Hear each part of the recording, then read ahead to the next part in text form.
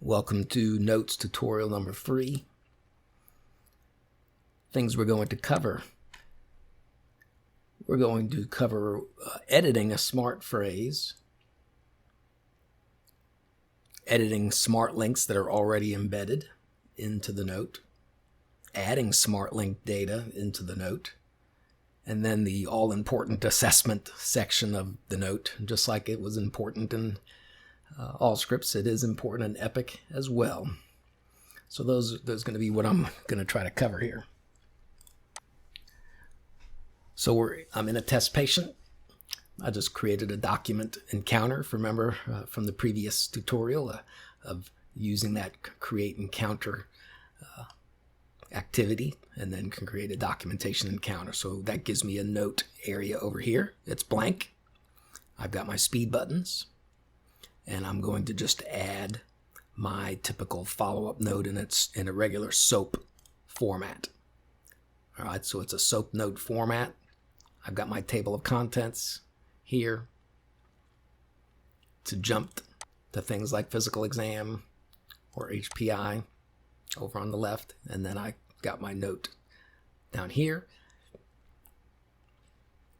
Now let's say you don't want to use an exam smart block. You do want to use your exam here, and you could even use an old standby Allscripts macro.dpe,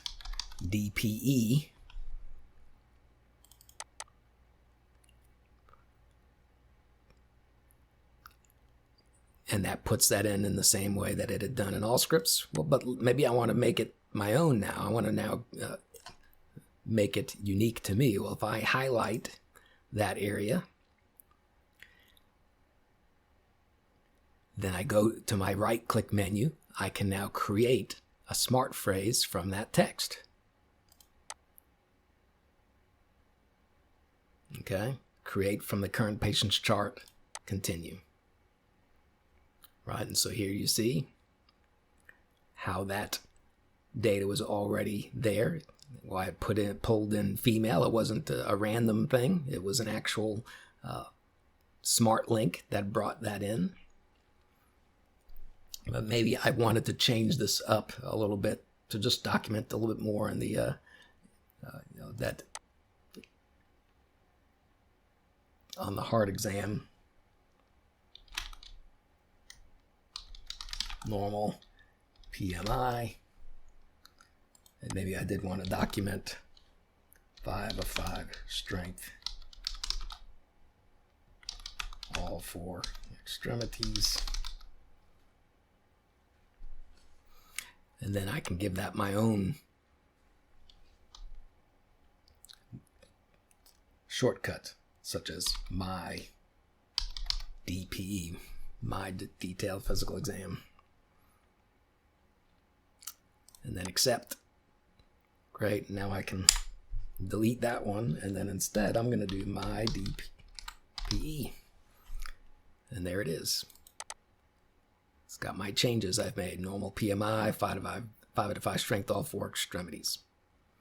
All right, so that is how you can both create a smart phrase while you're working on your note, and then edit existing smart phrases that you find if it's a smart phrase that pulls in text.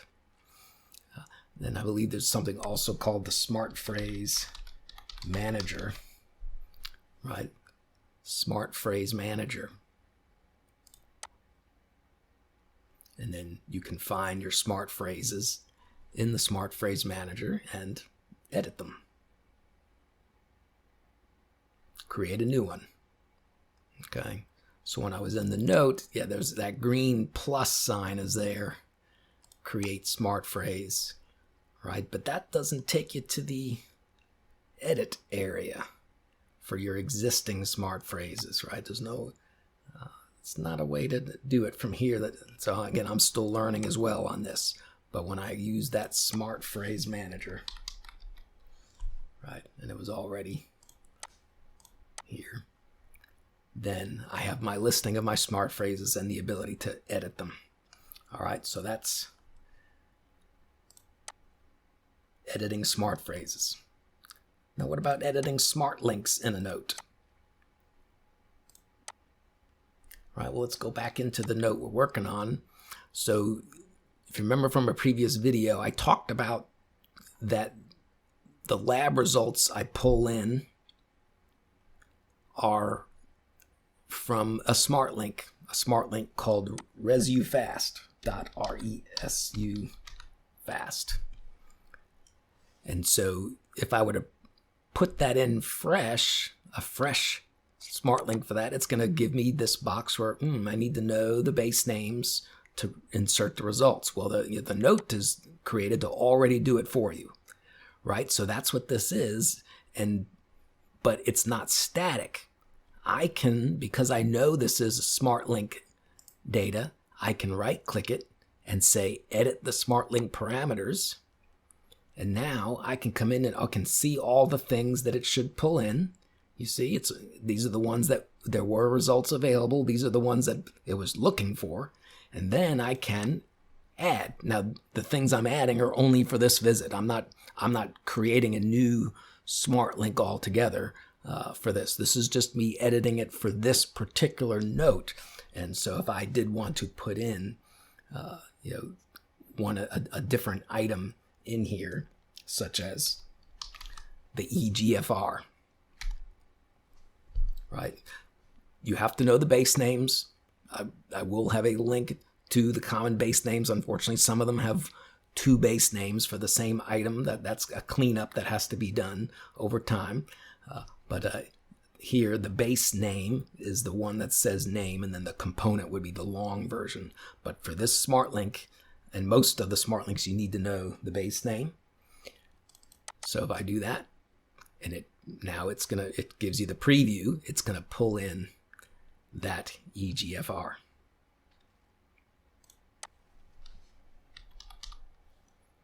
What if I wanted to also add an alkaline phosphatase, right? There's alkphos there. All right, I've now added those 2. And I've edited that smart link. They're now in there. All right, so that's how you edit an existing smart link of data within a note. You just have to recognize that it's a smart link that has parameters, right-click it, and find the edit smart link parameters. What if you wanted to add something from scratch? You have a very blank note, or you're just wanting to look at a value. You don't really even want to save it. You just want to quickly see, well, what was the last creatinine, right? Well, there's some foundation smart links, and then I've created a slew of other ones generally available that start with .last, right? And .last will start to show you, okay, there's a variety of these smart links that will try to pull in the latest value for something if there's one available. Now there is the base name issue, and so some of these will need tweaking over time. But I believe that it's a much better state than the foundation that you have some of these available. So, such as last EGFR, pull it in. That one was not available in foundation. Now it's available. Last creatinine. Oh, I used a comma instead.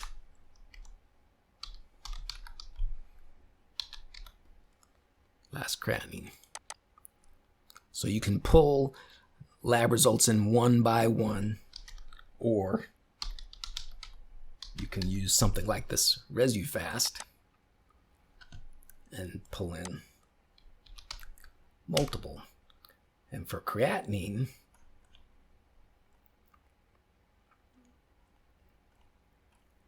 one thing about creatinine is that, about this particular ResuFast, is maybe I want to look at more than one result. So I can put number of results 3. And then if there had been more than one result, it would show me the list of all 3 of those. Okay. So that's editing smart links, and that is adding smart links. There are all kinds of smart links, but the last lab items are a great initial go-to to get your feet wet with these. There's if you know the full panel name, then there's one called Last Proc.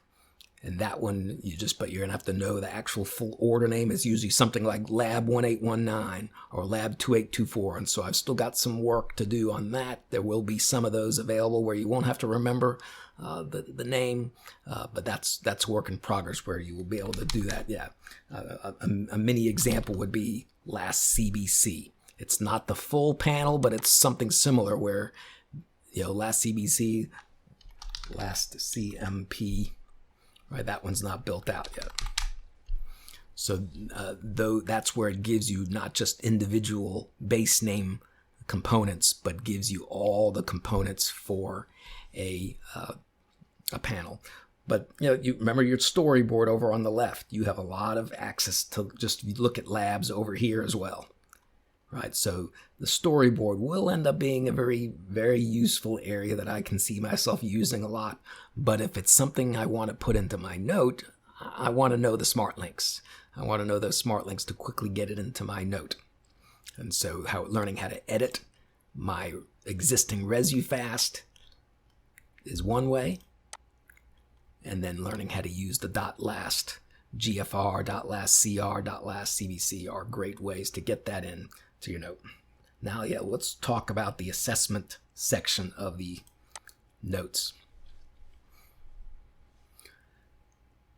So assessments within Epic have those key parts that are the same as in Allscripts, meaning that it's used to both show up in your note when you assess a problem, when you add it as a visit diagnosis, then it's going to be an assessment in your note usually, and then it's also going to be an ICD-10 code on your bill. All right, so I need to switch patients here. All right, it pulls in my default note type. You see, you can in my settings, I've chosen this as my default note. So anytime I open up a note area, it's going to automatically pull in that smart text. Probably not a good idea because all different kinds of visits, it's not always going to be a follow-up visit, but that's just to demonstrate that within the note settings, you can even set the default to the type of note that you want in there to start with. But I don't like it. I need to use something different. I can delete, Control A, delete that whole note, and I can start from scratch. Say, I want to do an APSO note this time. I want to do my assessment and plan up at the top because that's what I am educating about here. All right, so where is the problem list, right? In Allscripts, right, you typically had somewhere one of these tabs at the top where the problem list was, or within the note. Right, I do not have that here. I can do a pop-up of the full problem list, right, once that Epic Act link is working, but even from there, I can't add them as visit diagnoses. I do have to find the problem list elsewhere, right? And so here it is. I've moved this over next to chart review because you think, oh, chart review, but problem list is not here in chart review. It's its own tab at this point. And so here's my problem list. And then here is the key button, right? So whereas in Allscripts you had a piece of paper that you had to do to assess, well here, the visit diagnosis is the plus sign. So atrial fibrillation, right? And then Epic will make you try to pick the most exact code as possible. Then if I needed to add a new diagnosis, you see you have the add diagnosis down here, or you can search for a new diagnosis in that upper area. So a lot of abilities there. So I'm adding this new diagnosis. And so here's where I want to show you a few things. So in Allscripts, you had with the diagnosis that you added, you had a description field, and then you had an impression box, and the impression box would change each time, each visit. Well, Epic has the same thing, but the description box is called the overview. So, right, so you can do all kinds of things to set this up to where, you know, this box hides or doesn't hide. But if you want to learn how to add overviews, then, you know, setting it up to open up the problem when you add a new problem will help you remember, oh yeah, I should use that overview. Or I'm going to say some important piece of information about that diagnosis. That's the overview. Some piece of information that you want to stick with the diagnosis every visit. It's just something important related to the history or onset of that, as opposed to the A and P. So, right, impressions in all scripts now become A and P notes. A and P notes. And so an A and P note this is for this encounter. So this documentation encounter, where I'm going to say, you know, uncontrolled flare.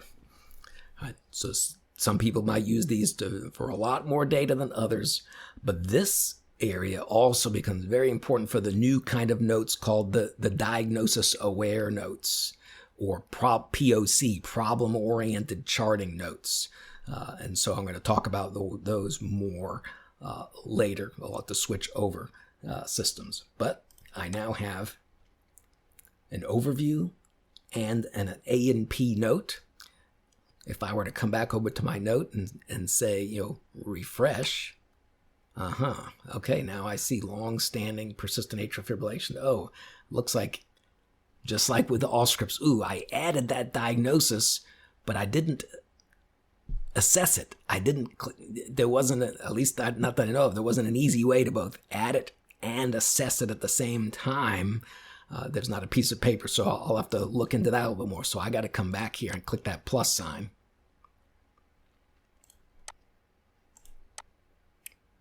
And then now refresh again. Okay. So now my assessment pulls in that toe gout.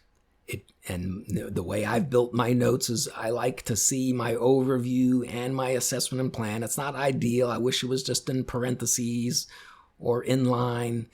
That's not ideal, but there is not an ideal way right now. But if you don't put overviews or A and P notes, it won't show them. But when you do have an overview and an A and P, it's going to show them in the assessment area of your note. Next visit, this will still be there. This would be new. Okay. So that, the critical parts of Epic assessments: find your problem list, find the plus signs to get those check marks to get them into your note, and they will also be on your bill. Use the overview and A and P notes, right? And so that's when you want to create that information.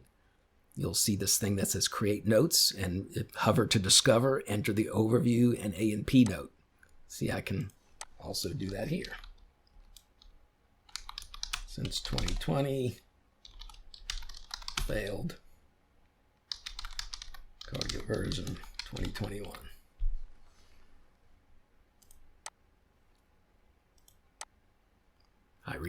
Learning how to refresh your smart links.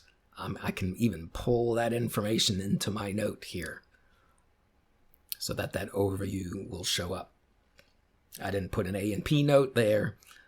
That's fine.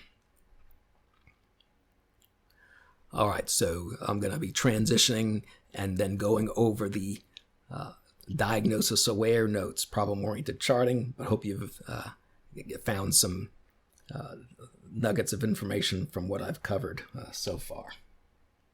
My last topic for today is related to what I was teaching you about problem list, overview, and what are called A and P notes, assessment and plan notes, right? So in all scripts, you had a description, and then you had an impression that could be different every visit. In Epic, you have an overview, and then you have an A&P note that can be different every visit. Well, what Epic has brought to the table is with their latest note type, they're what they call it kind of an advanced navigation note, or DAN notes, diagnosis aware notes, or problem oriented charting, POC. It's gotten different names from what I've learned. Well, this has a different kind of assessment area in the note. All right, so what I've done here is I'm using the Epic delivered Foundation Advanced Navigation note. So this particular speed button of mine is the Epic Foundation note. It's for primary care, advanced navigation. I believe others will have some similarities for inpatient internal medicine. But if I use this template, so this smart text template as mine, basically this has also some other links, a different format. It's got some of the table of contents areas for the smart blocks. But when I get down to the assessment plan, right, this is the one I used before where I had already assessed for my visit diagnoses. I had assessed atrial fibrillation and the left toe gout. Right, I've erased the A&P note that I put in because I want to demonstrate what this new type of note does. Right, so I have an overview here. But that overview does not show. So that's a limitation of this new type of diagnosis aware note, is that it won't show you the overviews. But if your overview is part of the upper part of your note, right, which my build notes will have that overview in other places as well, this one, you're not going to get that overview part without kind of going to the full problem list to see. It's not going to be in your final note. But what this note gives you some great opportunities to do is, number one, you can skip having to go to the problem list to find the plus sign to add it as a visit diagnosis. What this one does is gives you another quick place to add a visit diagnosis, not something from the problem list, just a new visit diagnosis. All right, so if we were going to add one other problem,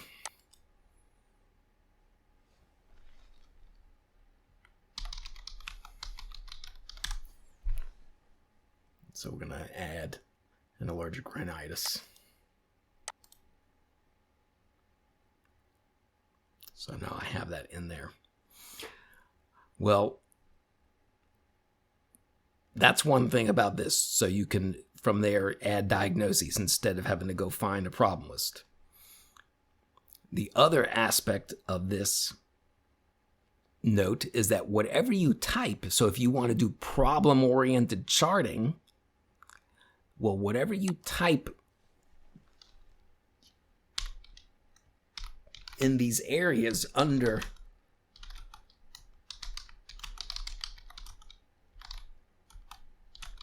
the diagnosis, the system will automatically convert these into A&P notes each visit. So it'll be a separate A&P notes, and you won't have to go back to the note to find it. You can find it, those notes, in the problem list. So I've put little comments in each of these diagnoses, and I'm not going to assign the note. I'm just going to accept this act. The accept button acts like just a save button. Whereas opposed if I switch this to sign on accept, that would sign the note. So, but if I'm not going to sign anything until I sign the visit, then accept is like a save button. Okay. So I've saved it. I can always go back and edit it. It's not final. The note is not final. But however, these notes that I put under the diagnoses should now become parts of the problem list. Right, if I leave the problem list, come back. See now here, under acute gout, uncontrolled flare.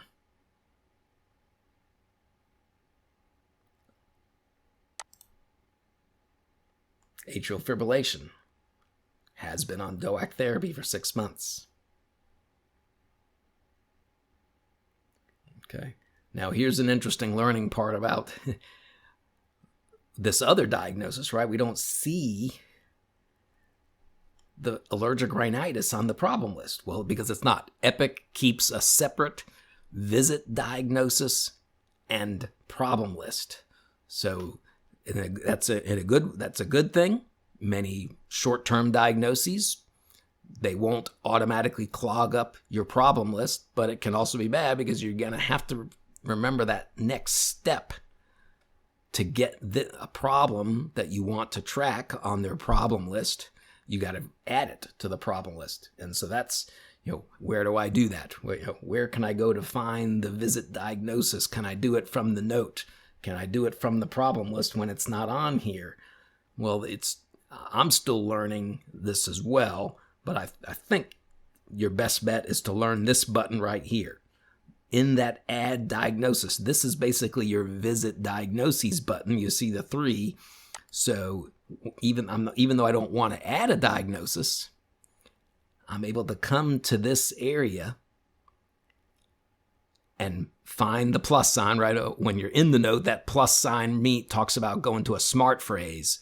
But on the problem list, the plus sign is how you can upgrade a problem from just being a visit diagnosis to being a problem list diagnosis, right? And it needs to be a problem in order to have those overview and A&P note options. So I'm going to add, and it will remember the ones you've done even before that you've made it a problem, but you got to turn it into a problem, and then that will help to capture now where I put usually flared when goes outdoors.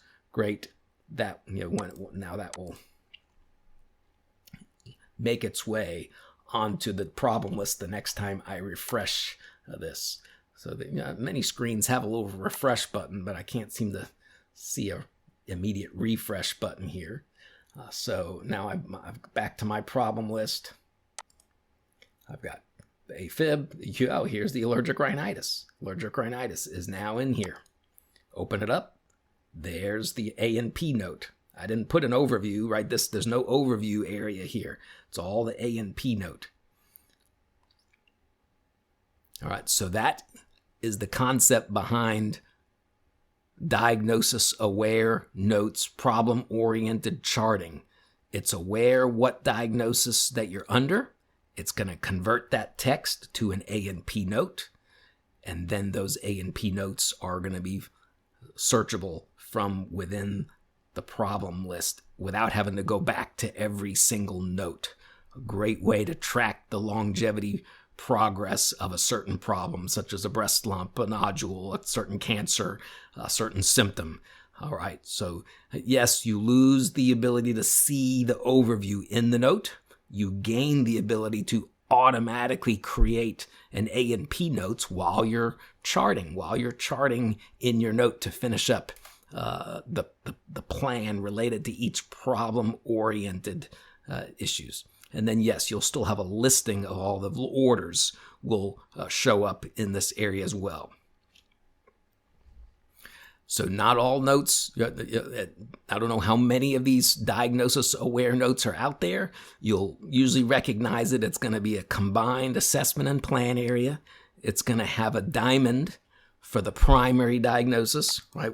That add, here's another place where you can set the primary diagnosis.